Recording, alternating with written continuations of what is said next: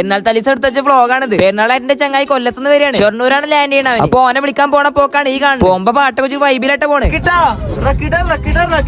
റക്കിട്ടൊക്കെ അടിച്ചിക്കാണ്. ചെറുതുരുത്തി എത്തിയപ്പോ സൽമാർക്ക് ഷർട്ട് എടുക്കണം പറഞ്ഞു. അപ്പൊ അവിടെയുള്ള പ്രിൻസിക്കാണ് കയറി. ഞങ്ങളൊന്ന കാറുണ്ട് BMW എംബ്ലം ഷിഫ്റ്റ് കാറും. ഉള്ളിൽ കയറിയപ്പോഴാണ് റെനുവിന്റെ കോസ്റ്റ്യൂം ഉണ്ട്. സീനായിക്കണൂല്ലേ.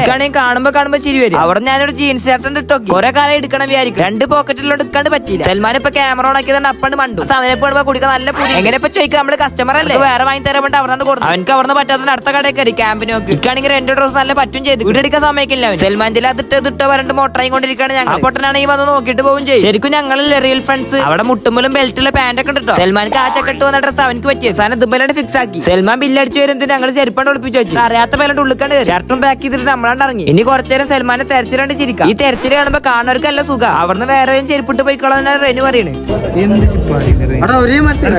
എന്താ റെനുവിന്റെ അഭിനയം ഫഹദ് മാറിക്കും. അതിലുണ്ട് താത്തുണ്ട്.